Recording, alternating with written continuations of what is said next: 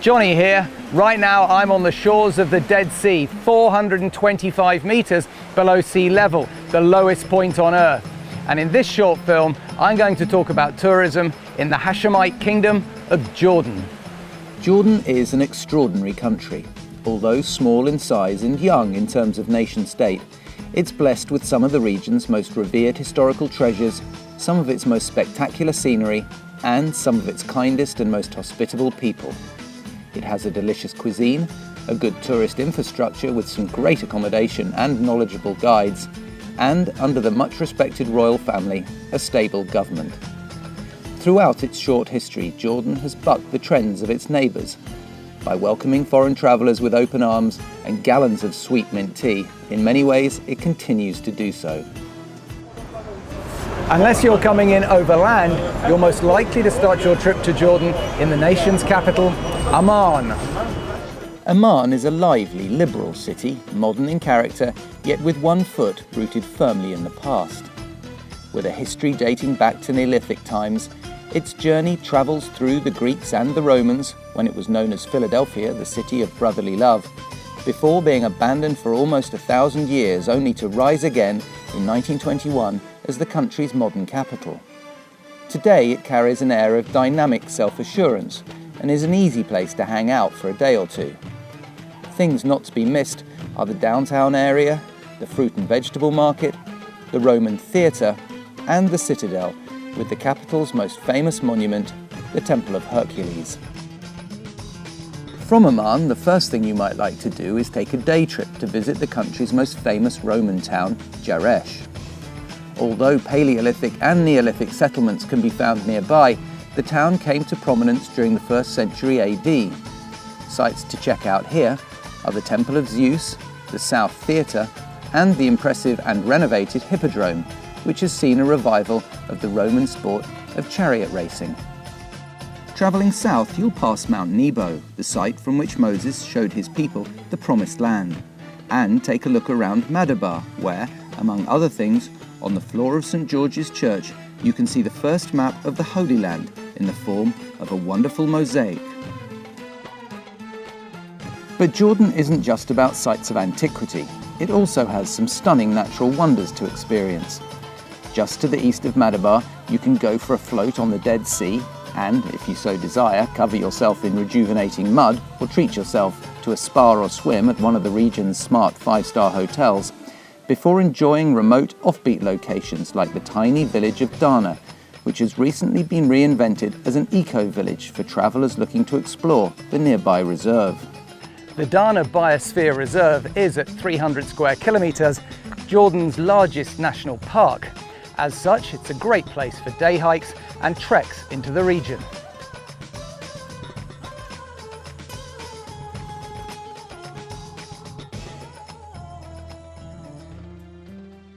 But of course, all visitors to Jordan ultimately have one goal, and that's to visit the ancient Nabatean capital of Petra. While most people enter Petra from the town of Wadi Musa through the famous Seek or narrow gorge emerging at the treasury, there is another route in. Taking the rarely used back entrance not only offers a spectacular walk through the region's beautiful rugged terrain, it also means you avoid the crowds and start your tour of the amazing Pink City at the impressive monastery, and thus save the treasury till last. And what a sight Petra is, truly one of the wonders of the world.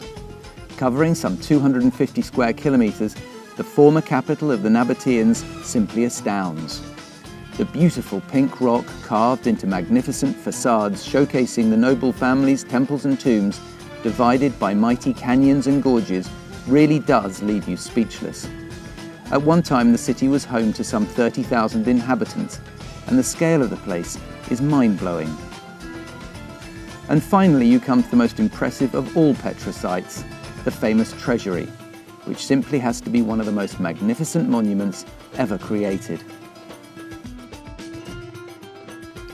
Another highlight of any trip to Jordan is to come and visit the magnificent Wadi Rum. This is simply one of the most majestic desert landscapes you're ever likely to witness. A place where orange sands drift against the towering red cliffs and immense vistas ride out under vast desert skies. This is a great place to stay for the night, either sleeping wild under the stars or in one of the impressive camps, the best of which is almost certainly Discovery Circle's Bedu camp. And as dramatic as it is, Wadi Rum has been used as a location in numerous famous movies. And according to our guide Majid, this is the exact point at which David Lean set up one of his cameras to film one of the scenes from Lawrence of Arabia. And finally, right in the south is the Red Sea town of Aqaba, which, as well as being an important port and modern beach resort for locals, also has its place in history. Aqaba is also famous, of course, because in 1917 the United Arab Tribes with Lawrence of Arabia managed to come down out of those mountains, sneak up behind the Ottomans, took the fort and the town with barely a shot being fired, which opened the way for the United Arab Tribes to march up the coast, take Damascus and kick the Ottoman Empire out of the Levant. With plenty of good walks to be had, horse riding holidays to experience, even great diving in the Red Sea, Jordan also has its fair share of activities to enjoy. At the Finan Eco Resort, it has an award-winning ethical hotel. At Karak,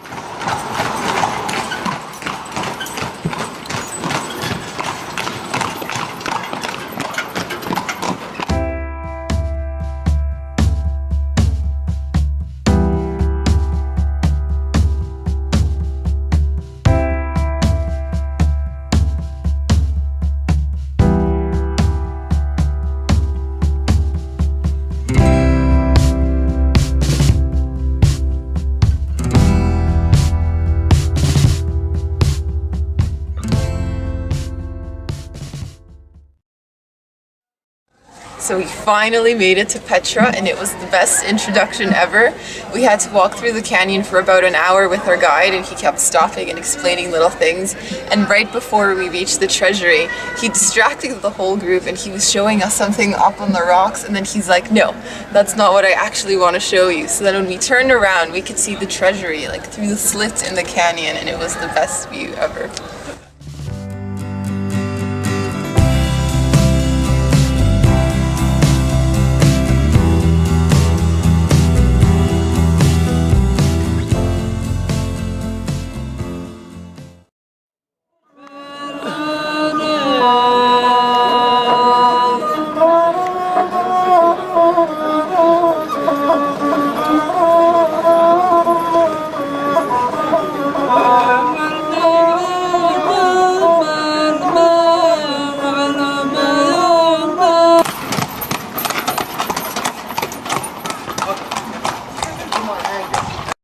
So Petra has a few nicknames. It's known as the Lost City because it was forgotten for such a long time, and it is also known as the Rose City, as you can see, because of the color of the stone. It's a nice pinkish orange.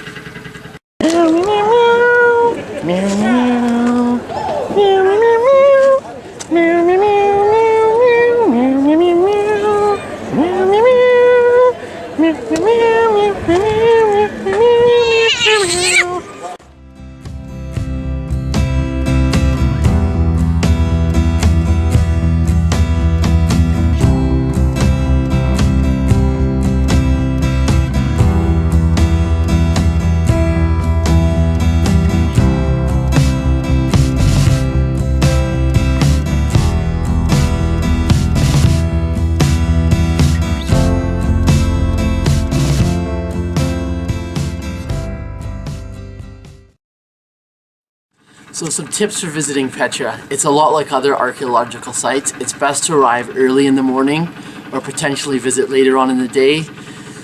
Late in the morning, early in the afternoon is literally the worst time to be here. Not just because of the crowds, but because of the weather.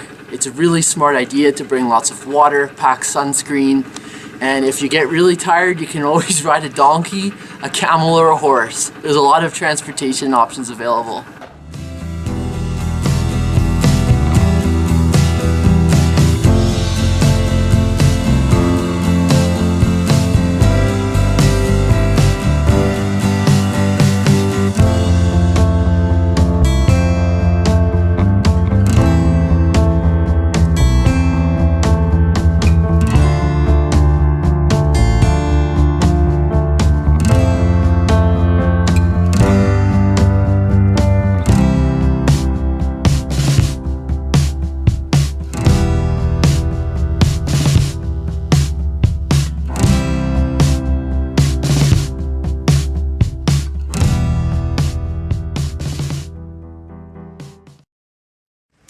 Okay, so next up we are going to go visit the Courtyard Palace. We need to go up these steps and around, and it's a very hot day, so hopefully we make it.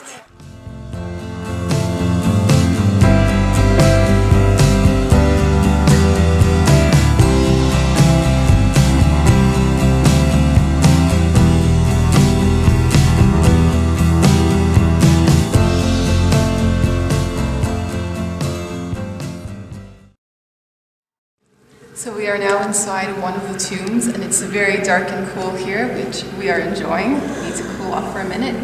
But actually what's interesting about these tombs is that up until the 1980s, there were Bedouins living in here with their entire families.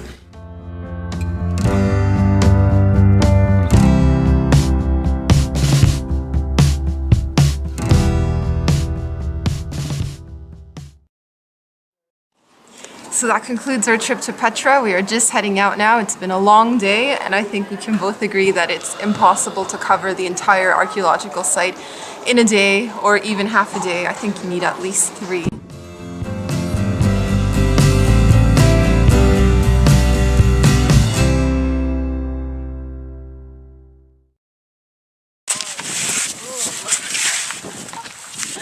This one's a lot smoother and gooier than the one we had in Israel. Is it? Show me that big, lovely pile of mud that you're gonna smear all over yourself. I am, because it's good for you.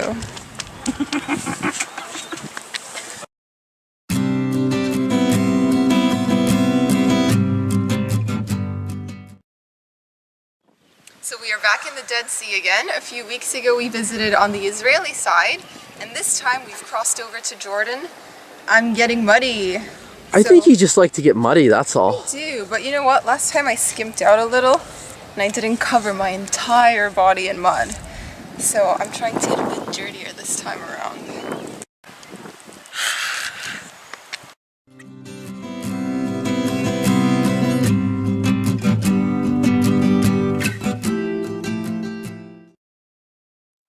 And now, time for the facial. Read in your eyes, rub it in your eyes. Come on. Oh, nice. Oh, I'm probably not supposed to get it on my lips, no? Probably not. Probably not. But you like to break the rules.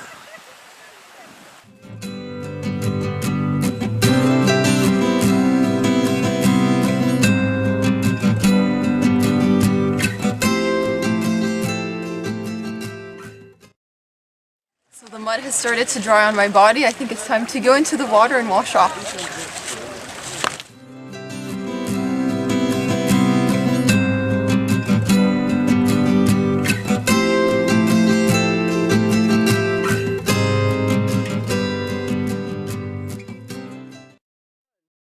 So I think I maybe lasted about 3 minutes in the Dead Sea this time around. Yesterday I rode a camel in the morning and it didn't rub me the right way. So, Camel burn. so going in a salty ocean wasn't a very pleasant feeling. But Sam's gonna go back in, right?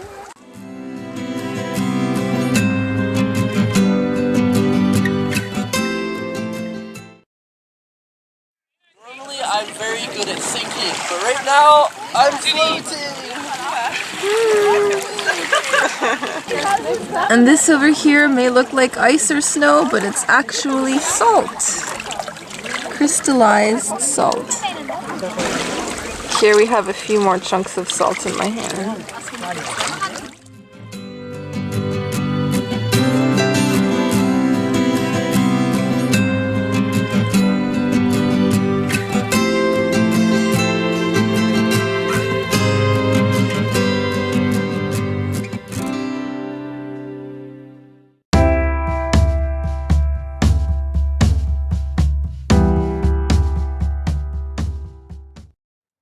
Another new country for us. Today we are in Jordan. We just landed in Amman yesterday, and this morning we are exploring the ancient city of Jerash.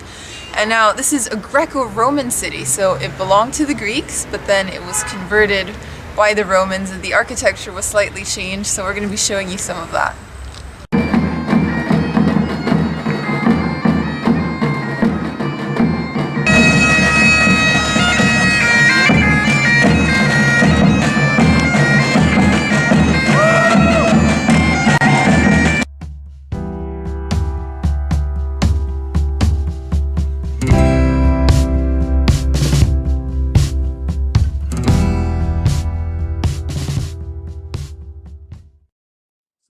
Roman planned theater.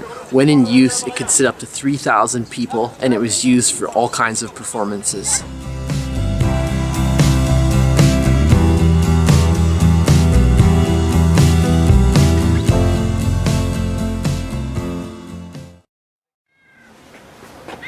All right, hurry up, because I'm not telling you that picture is good.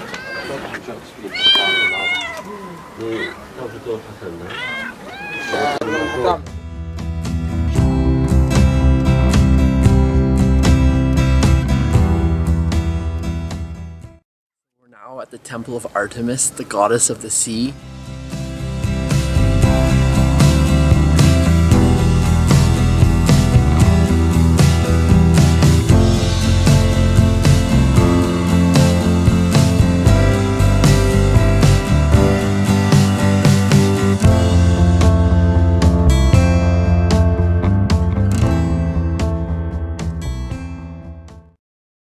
So with the wall we were looking at just behind the olive press, you can track the 3 different civilizations, because at the very bottom you have the Greek blocks, which were all different sizes and didn't really match.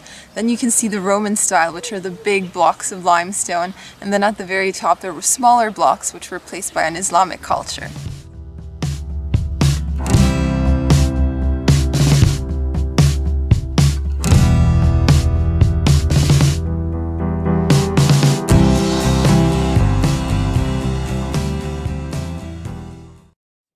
To think that this particular section here was only uncovered in the 1970s. Prior to that, it was underground.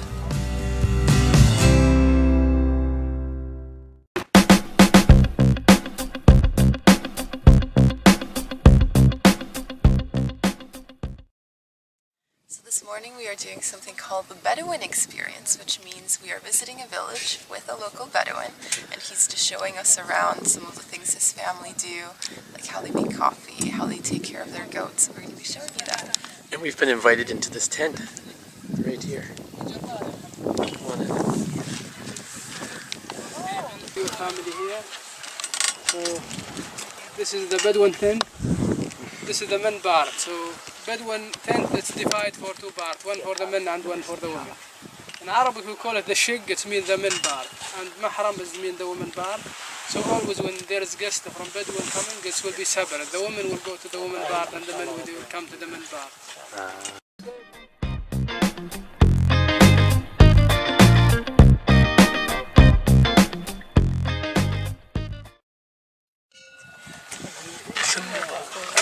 You wanna smell? Sorry? Oh yeah, oh that's good. Yes, please. Smell it.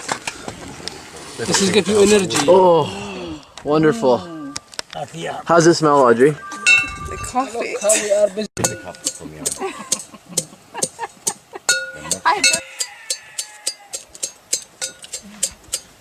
is the real way.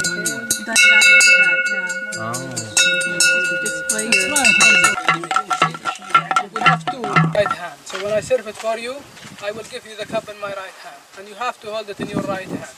And you have to be sitting.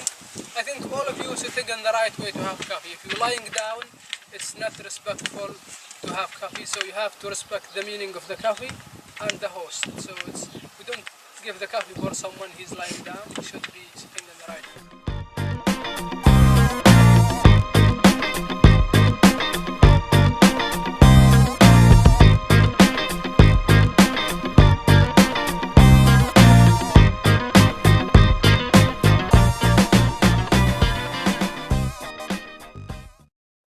Bedouin are a nomadic people. This right here is their summer home, and they're just in the process, as family explained, they're just in the process of moving to the winter home, which is just over there. The winter home is more protective as it has coverage from the wind, blocked by hills and mountains.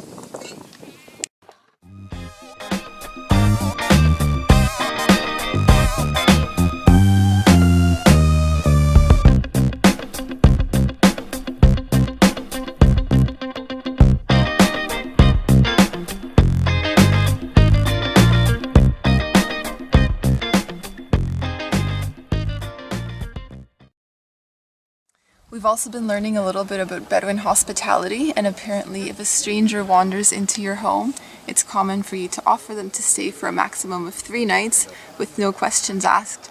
And after that they will either inquire, you know, why are you here, where are you going, or you are free to leave and go your way.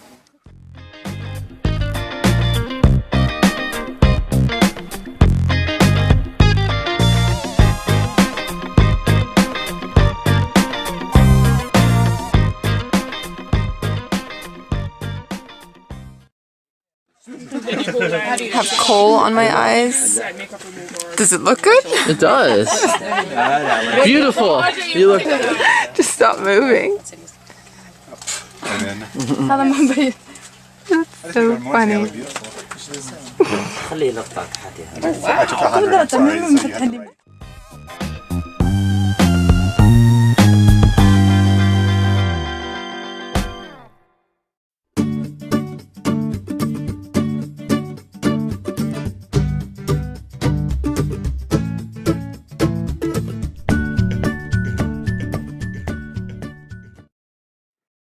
Another day, another off-roading trip. Today we're exploring Wadi Rum.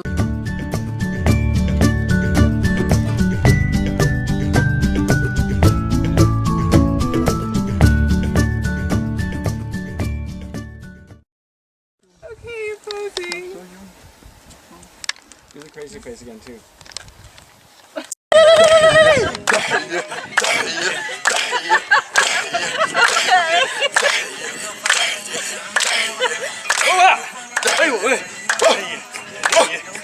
That's it? That's it!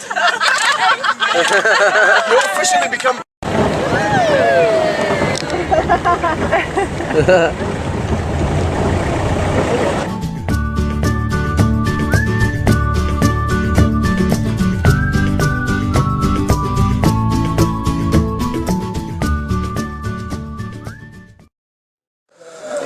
Tea time.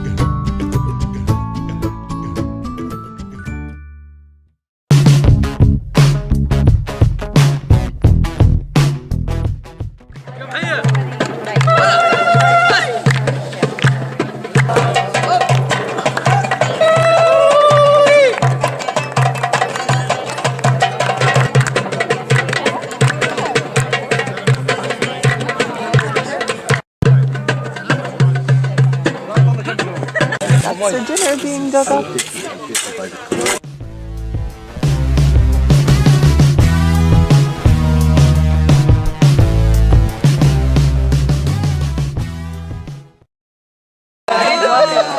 Oh wow. Yummy, yummy.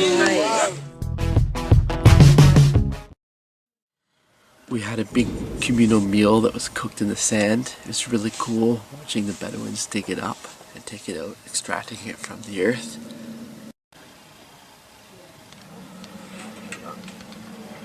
So here we are in a little Bedouin camp. Last night we spent the evening in the desert and we're just waking up. The sun's not up yet, but we can hear the camels growling in the back.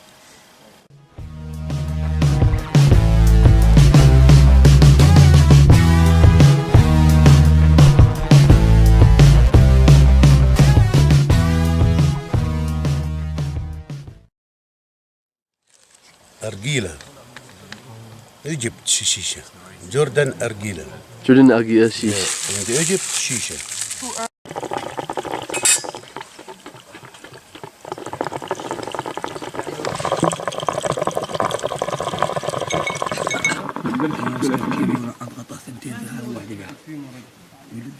Yalla yalla, it's time to go.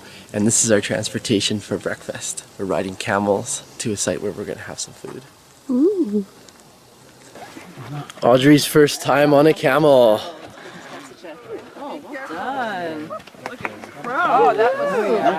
Enjoying that? How do you feel being on the camel? Very mighty. You're really high up.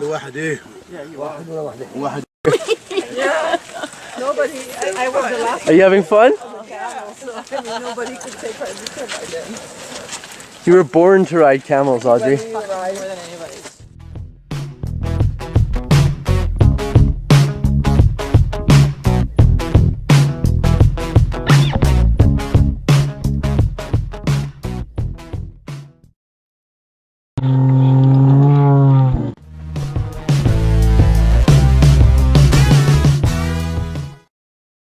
Now we're at the captain's tent and we rode our camels over here. It was about 30 minutes to reach our breakfast destination and we are all very sore, especially our inner thighs. I feel as though I was tenderized.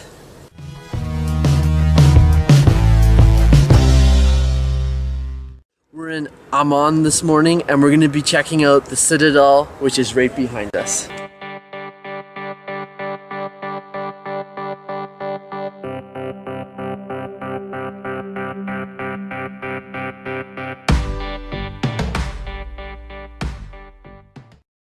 Fractured fingers we just saw were believed to have belonged to Hercules, but our guide said they looked a little bit feminine, so no one actually really knows.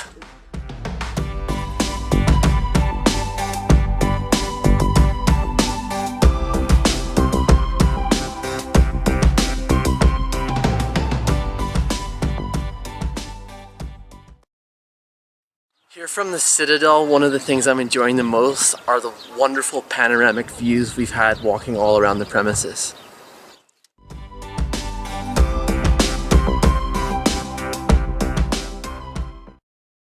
To go visit the palace that sits on top of the Citadel. It's in ruins right now, but let's see what's left of it.